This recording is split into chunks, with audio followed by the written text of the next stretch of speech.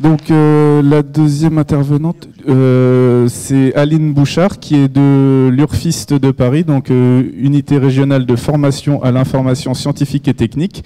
Aline est conservateur des bibliothèques et elle est notamment spécialiste des questions d'identité numérique du chercheur. Et pour vous montrer, je ne vous mens pas, va nous présenter une intervention qui est intitulée « Visibilité et identité numérique du chercheur ». Voilà, donc je laisse la parole à Aline, qui d'ailleurs pourra peut-être un peu répondre aussi à la question de monsieur, plus précisément sur les aspects chercheurs. Bonjour à tous. Alors, ma présentation a vocation à vous présenter un petit peu ce qu'est l'identité numérique, plus particulièrement du chercheur, en complément de la présentation de Fanny Georges. Donc, d'aborder un petit peu le contexte, pourquoi cette question de la visibilité du chercheur se développe ces dernières années, voir un petit peu des questions de stratégie et ensuite revenir sur des bonnes pratiques. Alors, dès qu'on parle d'identité numérique du chercheur, en fait, il y a quand même des questions de bon sens. Et vous allez voir que j'ai peut-être enfoncé un certain nombre de portes ouvertes, mais qu'il est bon de rappeler pour cette question d'une bonne identité numérique et d'une bonne visibilité du chercheur sur Internet.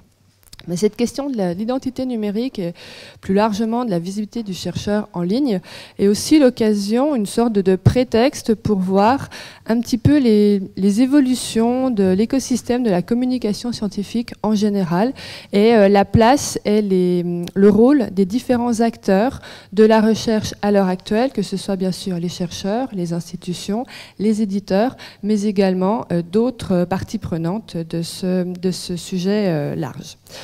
Donc, en introduction, je voudrais juste citer l'exemple d'un organisme de recherche qui a demandé que toutes les personnes encadrant, proposant des sujets de thèse, demandent à ces chercheurs qui cherchent à encadrer des sujets de thèse, remplissent correctement leurs fiches institutionnelles sur le site de l'institution.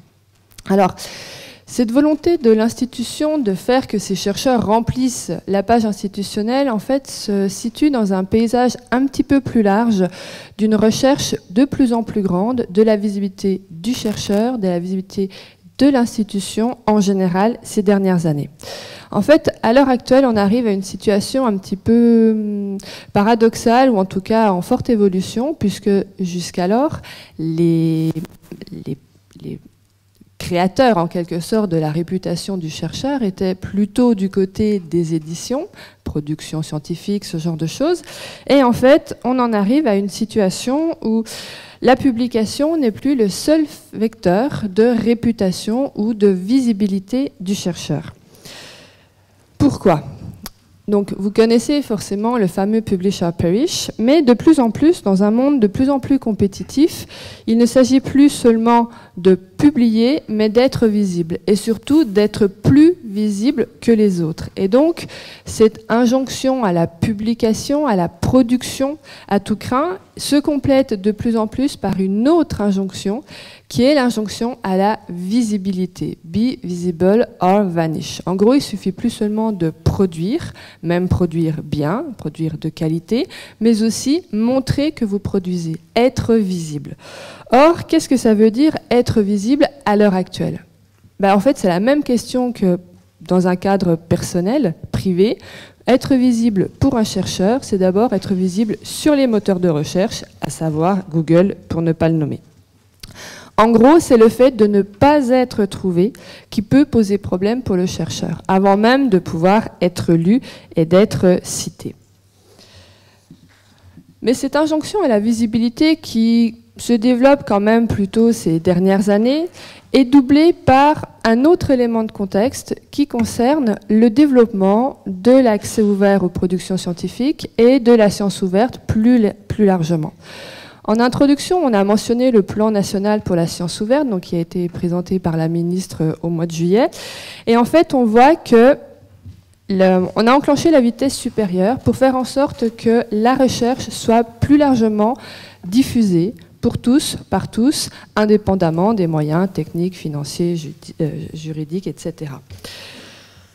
C'est important parce que ça veut dire que, de fait, la recherche sera de plus en plus visible. Que vous le vouliez ou non, vous avez déjà tous des pages institutionnelles, et avec cette volonté d'ouverture de la science, d'ouverture de la production scientifique, on aura de plus en plus une nécessité de réfléchir à cette question de la présence en ligne du chercheur, de sa visibilité scientifique sur Internet, avec ce corollaire qui est la question de la réputation du chercheur. Alors la réputation par les métriques, comme on l'a vu avec la question chercheur, ou même d'identité numérique du chercheur en général sur Internet. Il y a un double processus, une double visibilité. Il y a à la fois, donc c'est ce que vous montre ce document qui fait partie du dossier de presse de la journée, il y a à la fois une question de la visibilité du chercheur en tant qu'individu, avec des enjeux individuels, personnels, liés à la recherche de notoriété, à la production scientifique, à la promotion, l'évaluation, etc.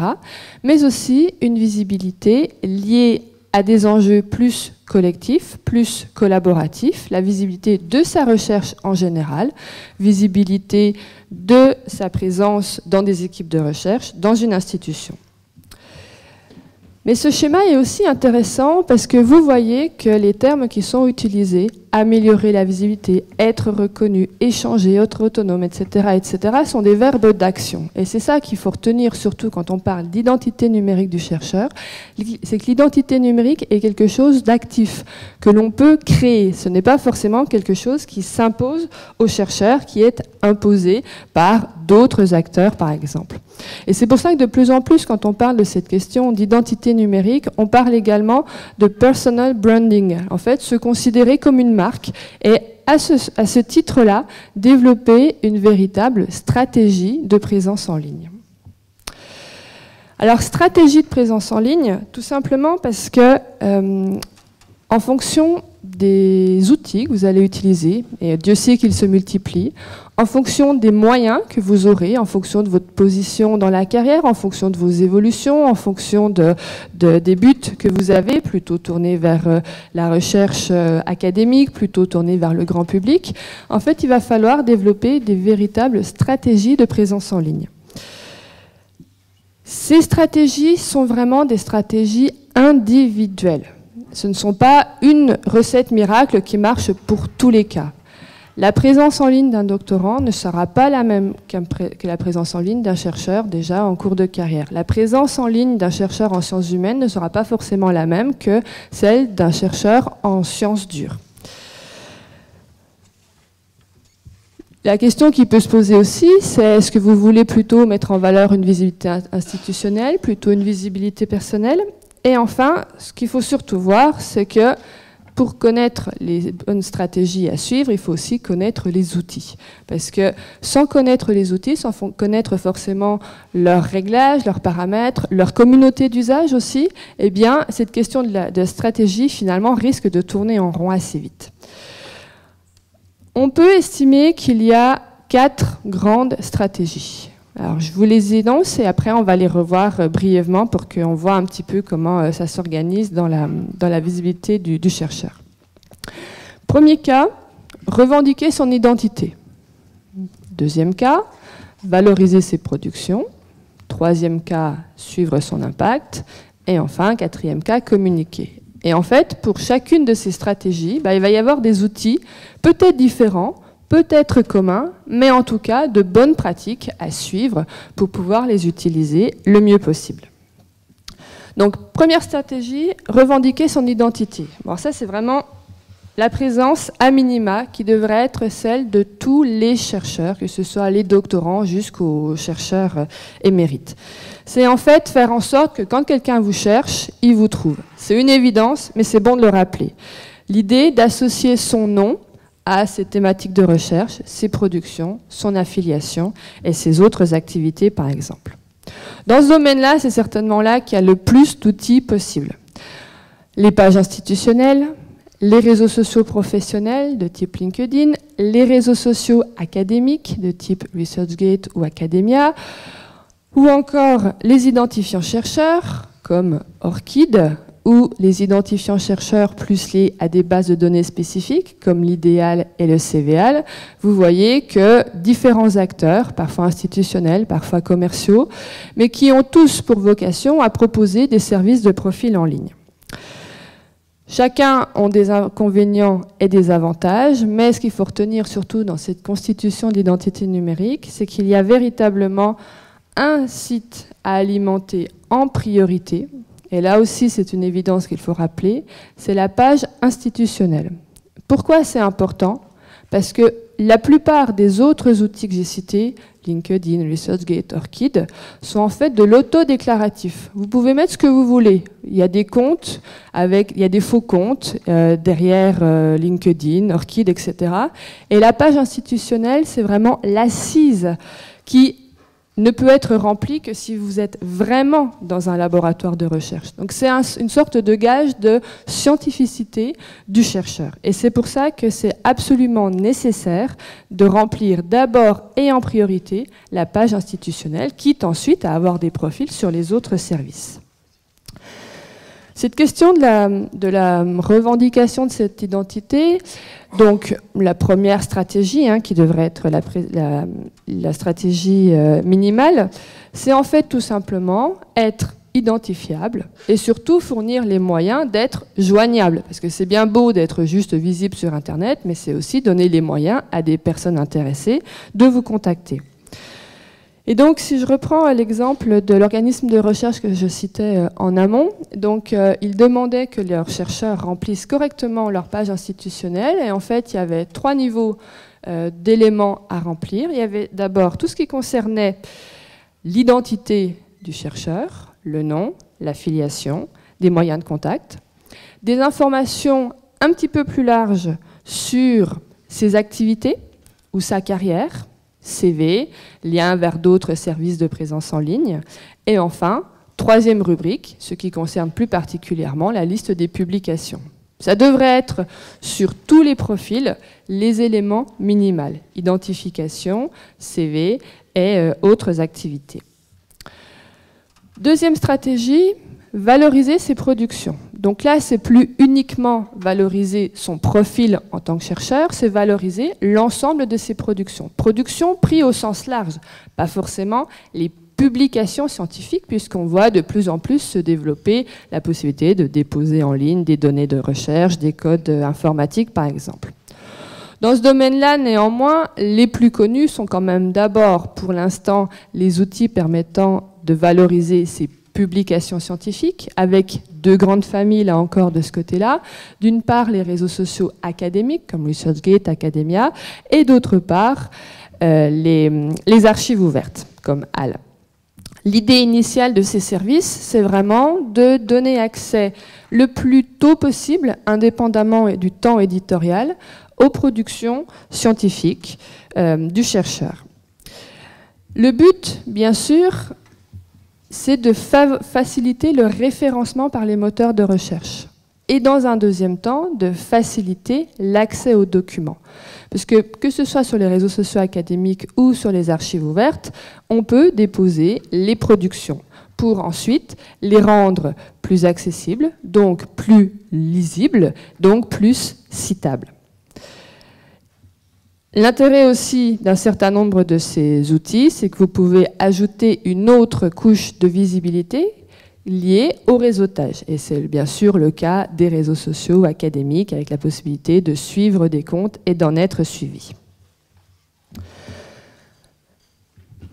Néanmoins, cette stratégie est bien sûr plutôt valable pour les chercheurs qui ont déjà des productions à mettre en valeur. Et dans le cas des doctorants, c'est vrai que dans un premier temps, c'est difficile de pouvoir avoir des profils bien remplis avec des choses à lire.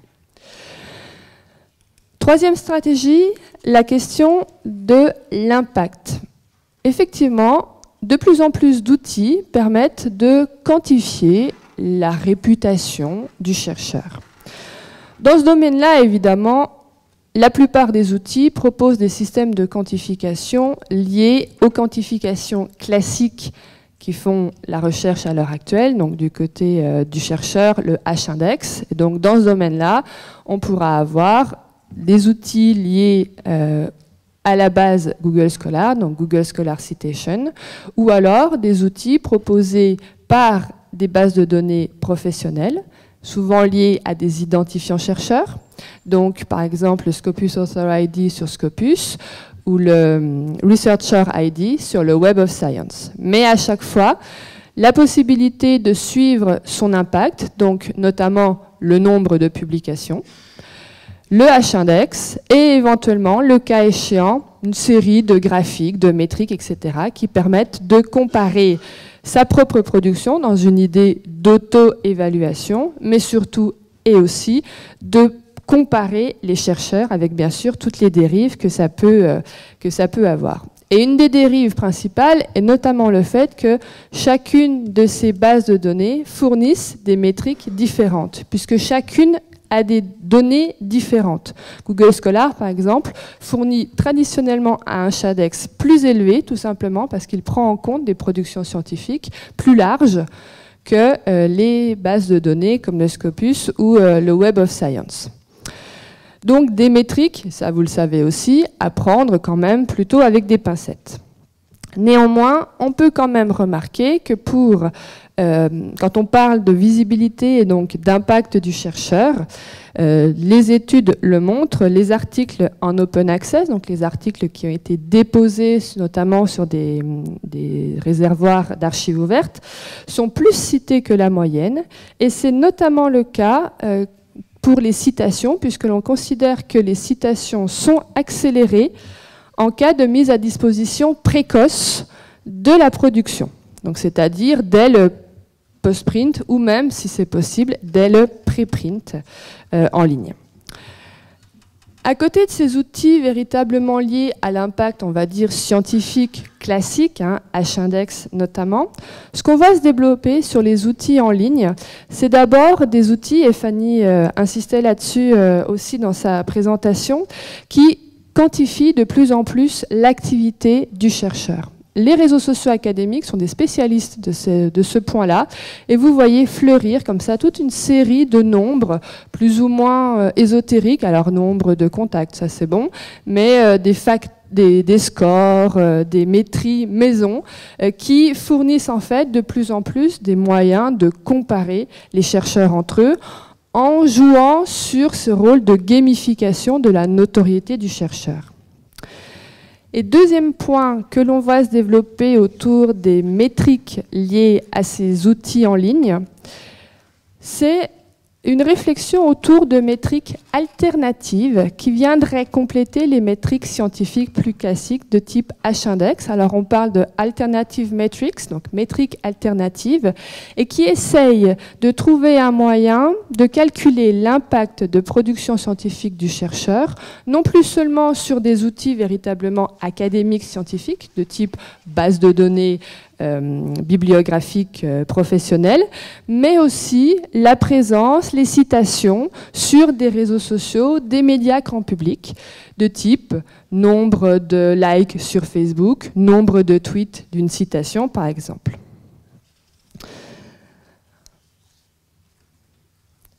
Quatrième stratégie, enfin, une stratégie liée à une visibilité plus large que la visibilité académique au sein d'une communauté de pairs, au sein des institutions de recherche, une visibilité finalement liée à la visibilité auprès du grand public, le chercheur un petit peu comme vulgarisateur de la science, ce qui rejoint aussi cette réflexion autour des altmetrics. Dans ce domaine-là, on voit aussi se développer toute une série d'outils divers et variés, donc Twitter, les blogs, les médias grand public, Facebook, etc. On peut même voir aussi se développer d'autres types de productions, non plus seulement textuelles, mais aussi des vidéos sur YouTube, par exemple.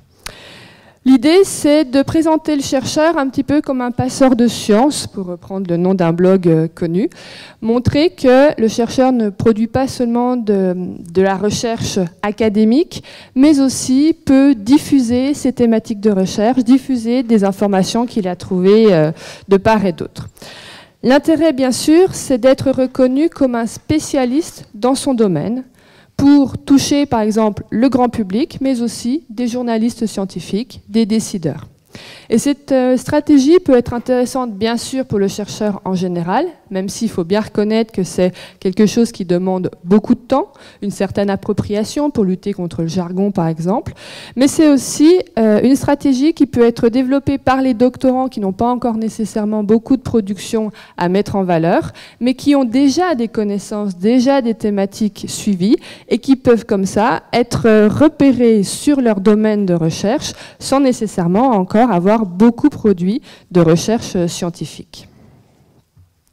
Donc, 4 stratégies qui peuvent être complémentaires, mais en tout cas avec une priorité à respecter. Donc d'abord la revendication de l'identité et ensuite jusqu'à la communication au sens large.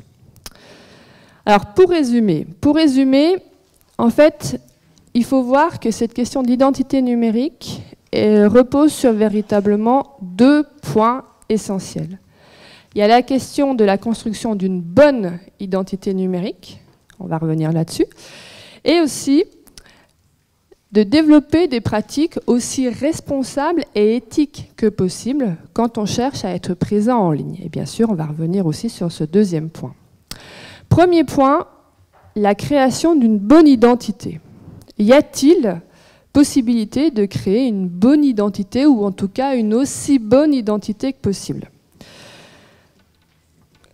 Donc ça, c'est la visibilité véritablement du chercheur pour soi. Donc, c'est une évidence, mais la bonne identité, c'est celle qui est aussi complète que possible. Alors, il y a une expérience assez facile à faire, c'est pour savoir ce qui, pour soi, constitue une bonne identité, c'est tout simplement de se poser la question de savoir ce que vous voulez trouver sur les autres.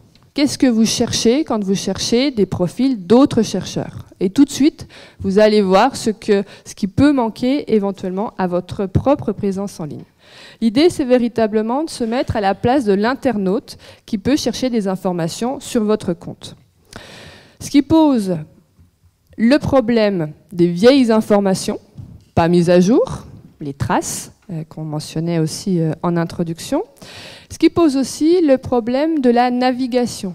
Comment faire en sorte qu'un internaute lambda puisse rebondir d'un profil sur une page institutionnelle à votre profil sur Twitter ou sur votre profil Academia, par exemple.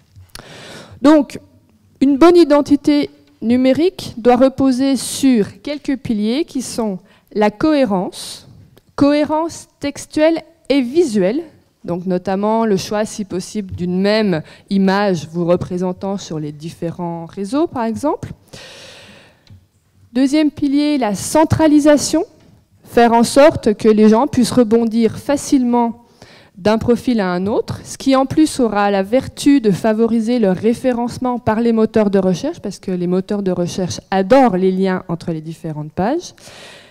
Et enfin, bien sûr, la mise à jour des différentes informations que vous pouvez produire en ligne, avec éventuellement la nécessité de supprimer des services qui ne seraient plus intéressants pour vous ou qui ne conviendraient plus à votre nouvelle stratégie ou à votre nouvelle position dans la carrière.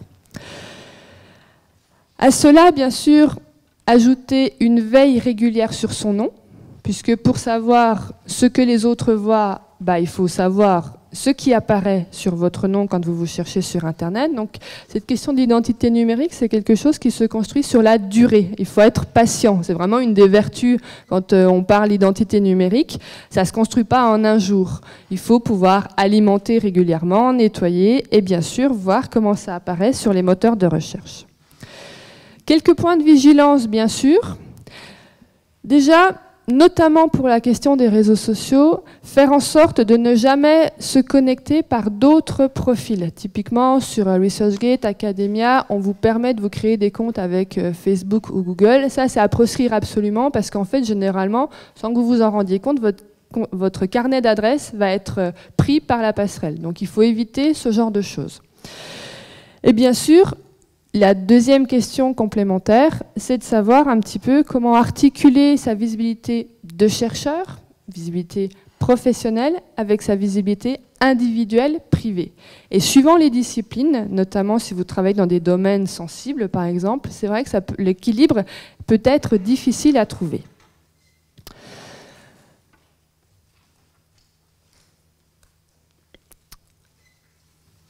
Maintenant, deuxième point d'attention, et c'est la question de la visibilité des productions.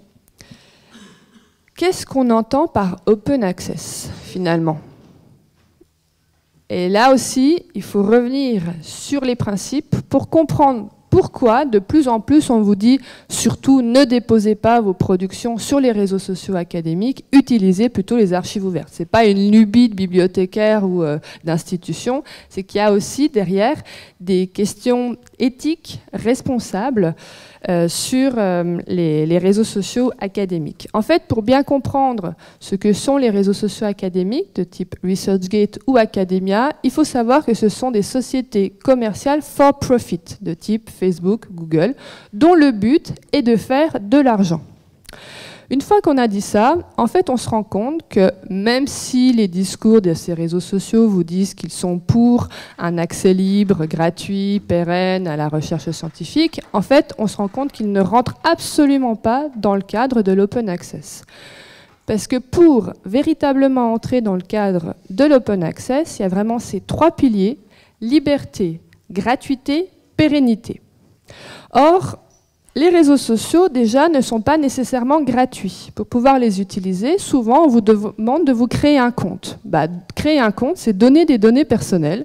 Donc, c'est une forme de transaction qui n'est pas gratuite. Vous payez, certes, avec des choses qui ne sont pas payantes, mais c'est quand même pas une forme de gratuité. Les réseaux sociaux également ne sont pas des outils favorisant la liberté et l'interopérabilité entre les services. En fait, les réseaux sociaux sont des boîtes noires. Vous pouvez mettre plein de documents dedans, plein d'informations, mais c'est toujours extrêmement difficile de pouvoir les récupérer. Ne serait-ce que récupérer la liste de ces publications, c'est extrêmement difficile sur ResearchGate ou sur Academia. Ce n'est pas dans leur intérêt. Leur intérêt, c'est véritablement de conserver des données pour ensuite les monétiser, par exemple. Les réseaux sociaux sont considérés donc comme des boîtes noires et ne s'intègrent absolument pas dans un écosystème de sciences ouvertes qui permettrait vraiment des interactions entre différentes bases de données, comme on le voit maintenant se développer donc avec les archives ouvertes ou des identifiants comme ORCID. Enfin, les réseaux sociaux ne sont absolument pas des outils garantissant la pérennité des dépôts.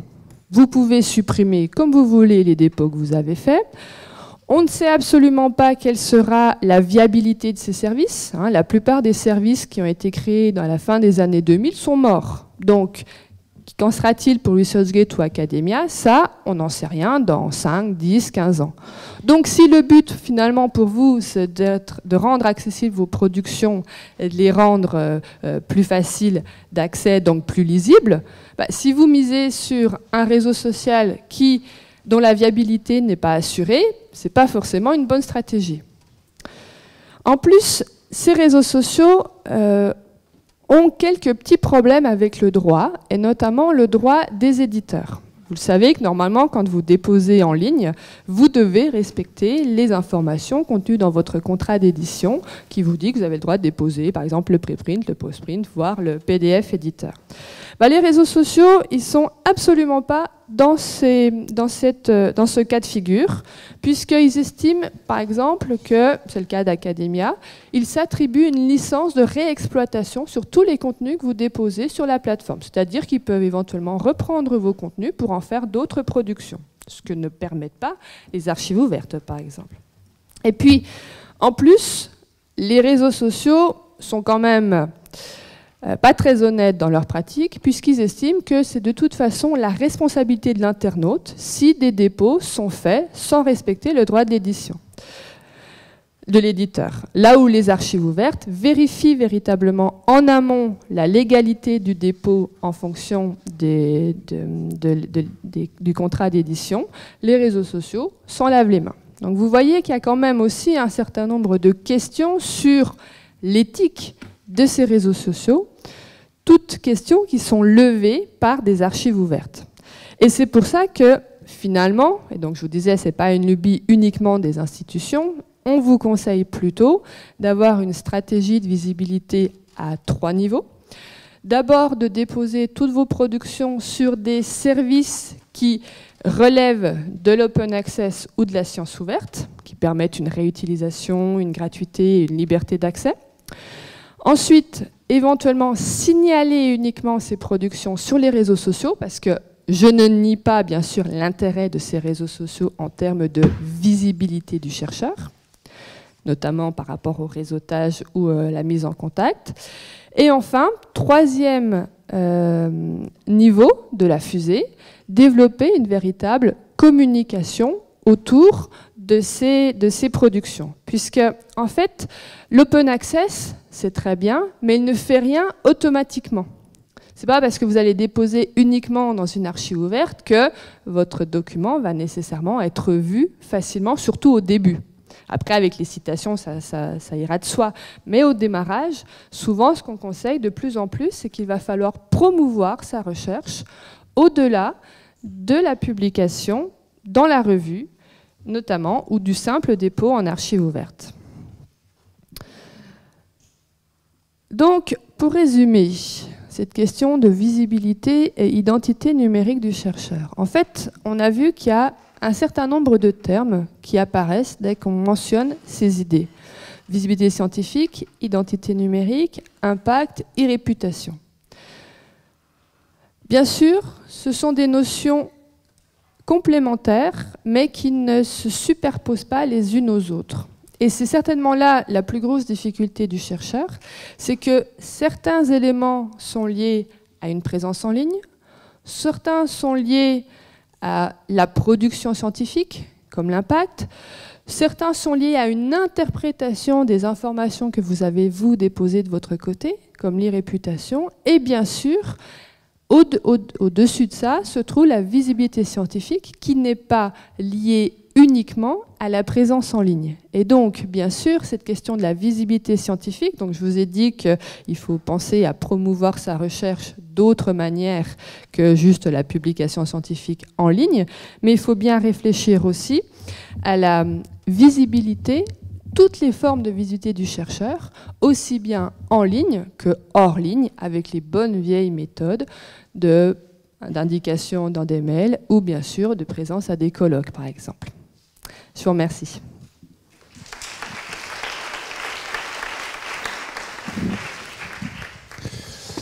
Merci beaucoup Aline.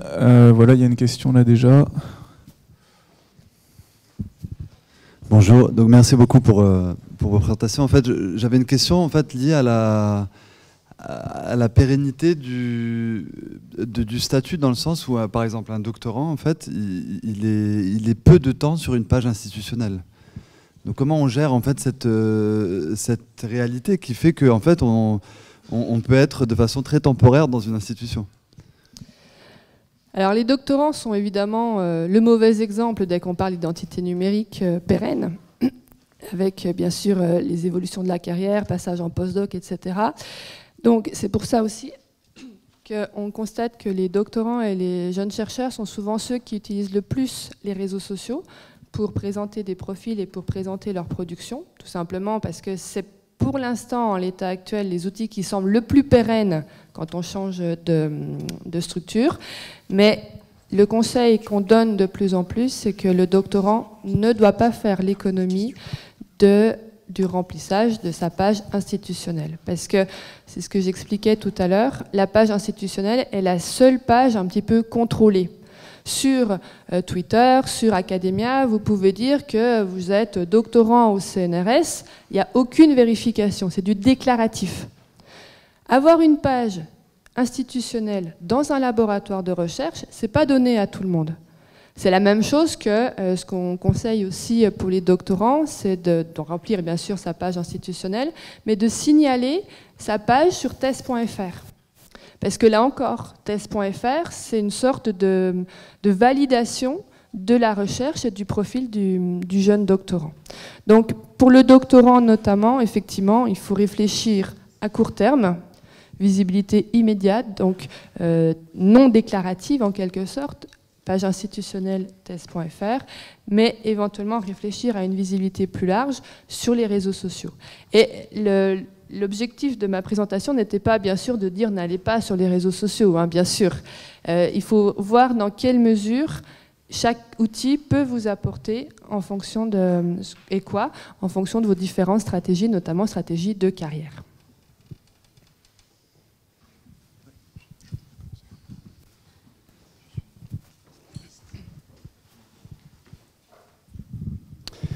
Merci de cet exposé particulièrement informatif. Mais je pense que c'est pas combien on est aujourd'hui là, 100. On ne devrait pas être 100 là, dans l'amphi, mais 1000. Je ne sais pas combien on est de chercheurs là, dans la commune, mais, et combien on est aujourd'hui sur ces réseaux, etc. Mais enfin, moi, je suis éberlué par ce que j'entends, parce qu'on est complètement naïf, en fait, hein, par rapport à ça.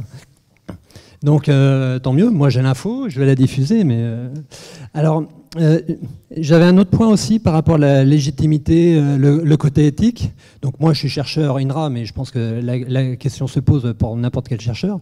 C'est, vous parlez de la nécessité quelque part de communiquer, mais il faut aussi qu'on ait l'aval de l'institution, parce qu'on peut être amené à communiquer, à avoir envie de communiquer sur des sujets très chauds. Là, si on le fait un petit peu en freelance, il y a un risque, hein, c'est que derrière, voilà, on porte aussi une institution derrière. Donc voilà, je voulais mettre un petit peu l'accent aussi sur ce point-là, quoi. Bien sûr, deux éléments pour vous répondre. Donc la fameuse stratégie à 3 niveaux, donc dépôt en archives ouvertes, signalement sur les réseaux sociaux académiques et communication. En fait, c'est à l'INRA que notamment vous avez ces conseils en quelque sorte. Et pour plus largement élargir cette question, en fait, bien sûr, il faut voir quelle est la politique de chaque institution. Donc, est-ce qu'il y a quelque part un guide des bonnes pratiques de la communication en ligne? L'Institut dont je parlais également tout à l'heure, il y a vraiment une charte, en quelque sorte, d'expression sur les médias auprès des journaux, etc. Et donc, avec l'idée que les chercheurs ne doivent prendre la parole que sur les sujets qui sont le cœur de la recherche, sans rebondir sur les questions, par exemple, des journalistes un petit peu tendancieuses ou ce genre de choses. Et si vraiment vous voulez plus d'informations sur cette question de la communication en ligne, il y a vraiment un outil incontournable à connaître, un petit peu long, mais vous aurez les références dans mon support. C'est le guide rédigé par, alors certains d'entre vous doivent le connaître, c'est le guide rédigé par le comité éthique du CNRS. Donc c'est une initiative CNRS-CPU, donc qui date de 2 ans maintenant, et qui s'appelle « Pratiquer une recherche intègre et responsable », et qui évoque un petit peu toutes les questions de présence en ligne et de communication scientifique au sens large, donc les réseaux sociaux scientifiques, mais aussi les médias plus grand public, par exemple.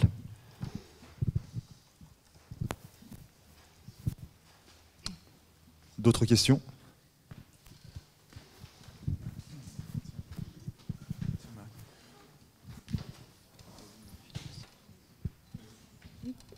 Bonjour Aline. Je voulais savoir justement qu'est-ce qui causait la naïveté des chercheurs qui vient d'être évoquée, parce qu'on fait des journées d'études, il y a des tas de formations, et côté bibliothèque, on a vraiment quand même toujours du mal à convaincre. Donc voilà, si tu avais des recettes miracles, on serait preneur. Alors, qu'est-ce qui fait la naïveté? C'est que... Alors, en fait, déjà, il y a plusieurs niveaux dès qu'on parle des réseaux sociaux. Donc, pour répondre aussi à une question tout à l'heure, il y a à peu près 60% peut-être des chercheurs qui seraient présents sur les réseaux sociaux académiques, par exemple. Et on sait que les chercheurs, par exemple, remplissent plus facilement leur profil ResearchGate que leur page institutionnelle. Il y a différentes études qui ont été faites, notamment au niveau international. Alors, il y a plusieurs questions aussi, parce qu'en France, on est quand même plutôt pas trop mal loti, puisqu'on a une archive ouverte, alors que dans un certain nombre de pays, il n'y a pas forcément d'archive ouverte pour déposer, ce qui explique aussi pourquoi les chercheurs au niveau international se sont emparés des réseaux sociaux académiques, parce qu'en fait, ils n'avaient pas de solution alternative institutionnelle, not for profit, pour déposer. Qu'est-ce qui cause la naïveté des chercheurs? Il y a plusieurs raisons. C'est d'abord une méconnaissance évidente de tout ce qui concerne l'open access et les archives ouvertes. Ça, même si ça fait bien 15 ans maintenant qu'il y a des activités de formation, d'accompagnement, ça reste malgré tout quelque chose de très mal connu, et on le voit même du côté des doctorants qui devraient être une cible quand même plutôt privilégiée. Dès qu'on parle d'open access ou DAL, ils ouvrent généralement des grands yeux. Et l'autre point aussi, c'est que les chercheurs... j'ai oublié ce que je voulais dire. J'avais deux idées et ça me reviendra peut-être. Ça me reviendra. On va passer à une autre question. Je suis sûre que la deuxième idée va réapparaître en fait. Excuse-moi. J'ai deux questions de personnes qui nous suivent en streaming. Donc Claire qui vous remercie pour la présentation déjà et qui vous demande à quelle stratégie pourrait appartenir la communication entre scientifiques via les commentaires ouverts. Dans la stratégie de communication, vous dites qu'il peut s'agir d'une stratégie alternative pour les doctorants, mais dans le cas des commentaires sur les tests scientifiques, le risque de l'exposition n'est-il pas plus important? Donc elle se pose la question, comment permettre l'ouverture des communications scientifiques en accès ouvert sans que l'identité du chercheur puisse être entachée, par exemple dans le cas des commentaires critiques? Alors ça c'est une question qui rejoint tous les processus aussi d'open peer review et on en parlera probablement tout à l'heure avec la table ronde et qui est un petit peu une question sans fin parce que on est tous d'accord pour que la science doit être plus ouverte. On voit de plus en plus cette idée d'ouvrir les commentaires ou le peer review, mais avec le problème aussi du risque lié à la visibilité, parce que la visibilité c'est bien, mais il y a aussi des limites. Et donc, effectivement, quand il y a des critiques, il y a l'avantage aussi de pouvoir avoir des systèmes de peer review à l'aveugle, par exemple. Et ça, c'est une question qui, à mon avis, sera difficilement tranchée et certainement peut-être un des points d'achoppement de la plupart des réformes, des projets d'évolution actuelle des nouvelles modalités de la communication scientifique. Et c'est particulièrement le cas pour les jeunes chercheurs, effectivement. Alors les réseaux sociaux académiques, pour citer encore eux, vendent un petit peu leurs produits en disant venez commenter même si vous êtes doctorant, ça vous permettra d'être reconnu indépendamment de la hiérarchie, etc. Mais il faut bien voir que dans la réalité, les doctorants eux-mêmes ne suivent pas ces injonctions parce qu'il y a toujours ce risque de comment être interprété avec la question aussi des traces. Si je dis quelque chose actuellement, alors que je suis juste jeune doctorant, est-ce que je m'en repentirai pas, par exemple, 5 ans plus tard, quand ma réflexion aura un petit peu mûri, par exemple? Et deuxième question. L'autre question, c'est Françoise Foury-Gouzy qui nous suit de Toulouse, donc c'est plutôt un commentaire qu'elle pose. Les blogs scientifiques ou carnets de type hypothèse en SHS ne peuvent-ils pas aussi aider les jeunes chercheurs et doctorants à valoriser leur production scientifique? Oui, bien sûr. J'ai parlé de Twitter, mais c'est le cas des blogs et notamment d'hypothèses. Il me semble que Hans, normalement, a prévu d'en parler tout à l'heure pour la table ronde. Donc c'est pour ça qu'on a un petit peu réparti le travail. Merci. D'autres questions? Et j'ai retrouvé ma deuxième partie de réponse. Donc sur la question de la naïveté des chercheurs, en fait je pense que les chercheurs sont des internautes comme les autres en quelque sorte et on se pose pas plus de questions quand on utilise les réseaux sociaux académiques, on ne s'en pose quand on utilise Facebook, Twitter ou Google.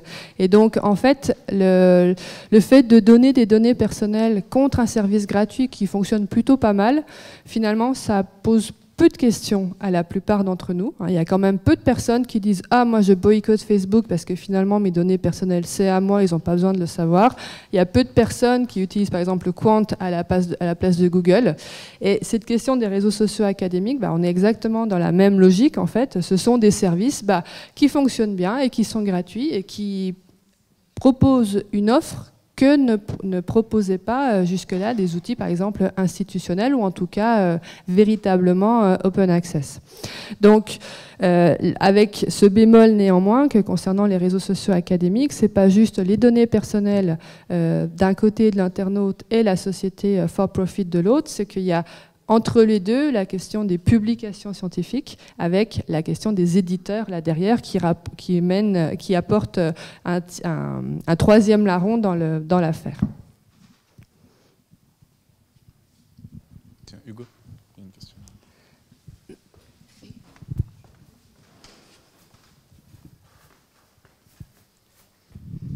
Et donc, une conclusion, ça ne serait pas qu'on voit bien qu'il y a un besoin de diffusion de l'information. On ne pourrait pas imaginer qu'il y a un référent un référent INRA sur le centre INRA ou un référent CNRS, etc., auquel on pourrait justement se référer pour nous accompagner dans cette démarche-là. Alors, je suis très peinée de votre question parce que pour le coup, à l'INRA, vous êtes très avancé sur ces questions. Oui, mais oui, je suis d'accord, oui. Mais ça veut dire que peut-être la communication ne nous vient pas assez bien. Ouais. Objectivement, donc je sais qu'il y a des formations, qu'il y a des... oui, je sais bien. Mais objectivement... je les vois passer, mais... Bien sûr. Objectivement, il n'y a pas assez de personnel de l'information scientifique et technique, donc documentalistes, bibliothécaires, pour répondre à toutes ces questions d'accompagnement. Alors là, on parle bien sûr de la question d'identité numérique, mais ça va être le cas pour tout ce qui concerne bientôt la science ouverte, les données de la recherche en général. Et le problème des chercheurs, c'est aussi que les institutions ne donnent pas forcément les moyens de les accompagner au mieux avec des professionnels spécialistes de ces questions, ou en tout cas qui peuvent faire le relais entre la veille sur ces questions et les équipes de recherche thématiques, par exemple.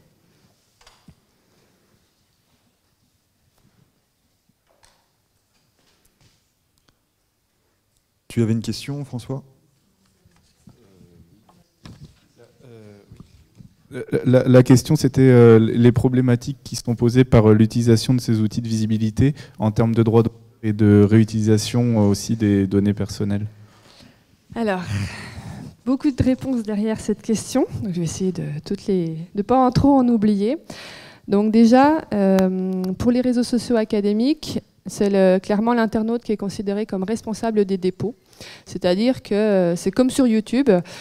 Si, par exemple, l'éditeur remarque qu'il y a un dépôt qui a été fait en dépit du contrat d'édition, donc il peut demander à ResearchGate ou Academia le retrait de ces publications, mais c'est en fait considéré comme l'internaute responsable de ces dépôts. Donc, à terme, on peut envisager que s'il y a des poursuites judiciaires d'Elsevier, par exemple, contre ResearchGate ou Academia, l'internaute, le chercheur, donc déposant les PDF, peut être considéré comme responsable en tout cas.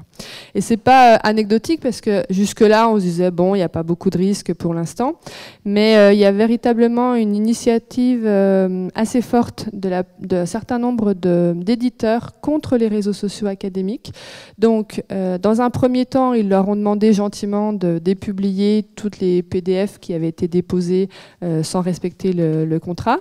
Donc l'an dernier, suite à la demande d'une coalition d'un certain nombre d'éditeurs, dont les plus gros, Elsevier, Wiley, etc., ResearchGate a dépublié 1 million de publications sur les à peu près 20 millions peut-être d'articles scientifiques qui étaient déposés sur la plateforme, tout simplement parce que ça ne respectait pas la version autorisée de dépôt en ligne, par exemple.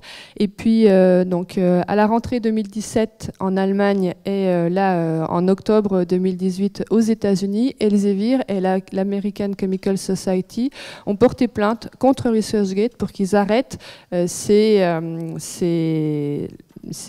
d'accepter ces PDF non légaux. Donc il y a quand même une prise de position de plus en plus claire des éditeurs contre les réseaux sociaux. Mais en fait, ce qu'il faut voir aussi, c'est que la position des éditeurs est un petit peu tendancieuse parce qu'ils ne veulent pas que les réseaux sociaux mettent la clé sous la porte.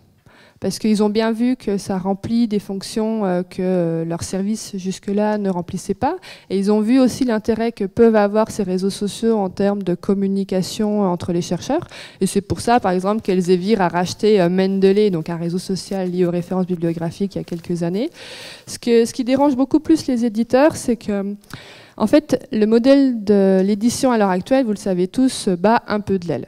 Et en fait, de plus en plus, on prend argument des réseaux sociaux et de l'accès aux publications scientifiques sur ces réseaux sociaux pour dire qu'on ne veut pas se réabonner, par exemple, à Elsevier ou à Springer. Donc déjà, ça risque de poser un problème pour le modèle économique de ces éditeurs, mais surtout les éditeurs, et notamment Elsevier, lui encore, se tournent de plus en plus, non plus seulement vers une production de contenu de type éditorial, qu'on a connu depuis l'origine des productions et des revues scientifiques, mais se tourne de plus en plus vers l'analyse de données. En fait, de plus en plus, Elsevier se considère non plus comme un producteur de contenu scientifique, mais comme un producteur de données et de services.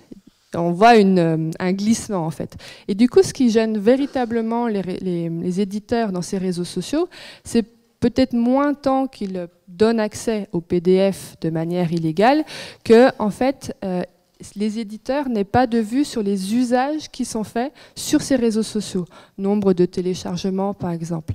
Et donc, les éditeurs, en fait, certes, ils ont Elsevier et l'American Chemical Society ont porté plainte contre ResearchGate, mais c'est plus pour les pousser à passer à la table de négociation. Et donc l'association STM, qui est une association, donc c'est l'association des éditeurs sciences techniques médecine anglophones, donc c'est vraiment les plus gros, Elsevier, Wiley, Taylor et Francis, etc., etc., estime que les réseaux sociaux, en fait, devraient pouvoir entrer dans les nouvelles modalités éditoriales en collaboration avec les éditeurs. Et en fait, ils estiment juste qu'il suffit juste de leur mettre un peu la pression pour qu'ils viennent à la table des négociations. Et en fait, d'une certaine manière, les réseaux sociaux académiques nuisent moins au modèle actuel des éditeurs, parce qu'on peut envisager que les éditeurs rachètent tout simplement ResearchGate, Academia par exemple, quand ils auront une masse critique assez importante. Le véritable ennemi et la véritable bête noire des éditeurs, à l'heure actuelle, c'est finalement Sci-Hub, qui là échappe à toutes les logiques de diffusion de modèles éditorial classiques.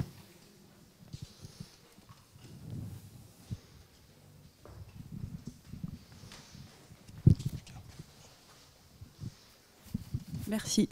J'ai une question Gwen Pulia, chercheuse au CNRS. J'ai une question sur ce que vous disiez, sur le problème justement de la légalité du dépôt.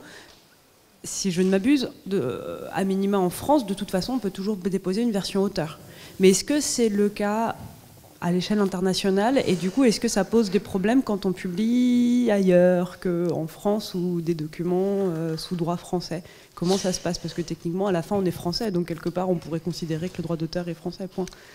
Alors, la situation est un petit peu compliquée par rapport aux réseaux sociaux. Par rapport aux archives ouvertes, la situation est un peu claire parce que, suite à la loi pour une république numérique, donc, qui a été publiée en 2016, le législateur élargit les possibilités de dépôt des publications scientifiques, alors sous certains cas bien spécifiques, avec un délai d'embargo de 6 mois pour les sciences dures, de 12 mois pour les sciences humaines après la publication, etc., etc.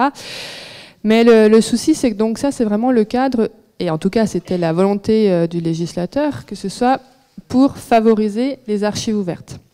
Par contre, du côté des réseaux sociaux académiques, on est un petit peu embêté parce que la formulation du texte est telle que les réseaux sociaux académiques pourraient éventuellement être concernés par ce dépôt large.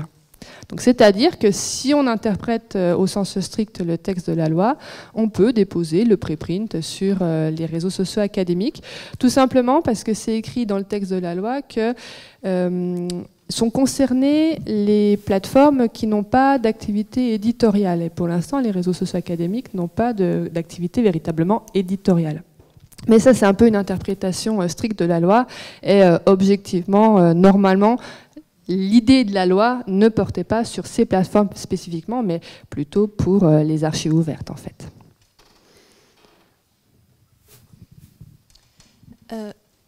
Une professionnelle de l'IST, de l'IRD, qui donne un complément, Émilie Brunet, donc qui vous remercie pour la présentation, et en complément sur la, entre guillemets, naïveté des chercheurs, elle indique que les réseaux sociaux académiques sont intuitifs et simples d'utilisation, ce qui est reproché un petit peu aux archives, aux outils institutionnels qui sont créés, qui n'ont pas cette souplesse-là. Donc, et puis, elle indique qu'ils sollicitent aussi énormément les chercheurs, notamment par mail, et certains se prennent un petit peu au jeu des réseaux sociaux académiques. Oui, bien sûr, derrière ces outils sociaux, donc il y a bien sûr des fonctionnalités beaucoup plus ergonomiques et intuitives, en tout cas au moment où ils sont apparus que HAL, à l'époque, il n'y avait pas photo en quelque sorte pour ceux qui ont connu les vieilles versions de HAL par rapport à maintenant, c'est vrai qu'il y a eu beaucoup de progrès, notamment parce que les réseaux sociaux ont un peu servi d'aiguillon pour développer des services un petit peu plus pratiques pour les chercheurs. Et donc, les réseaux sociaux académiques aussi, s'ils se développent, alors, est-ce que c'est lié à la naïveté du chercheur ou à son goût du jeu? Je ne sais pas, mais joue beaucoup sur donc, cette gamification de la recherche, donc beaucoup de métriques, notamment des métriques maison qui n'ont absolument aucune valeur scientifique, par exemple le RG Score sur ResearchGate, dont une étude a montré que c'était un bon exemple de mauvaise métrique, mais qui contribue au fait que les chercheurs participent de plus en plus à ces réseaux, parce que ça permet d'avoir des métriques, donc toujours pour se comparer aux autres, de jolis graphiques par exemple.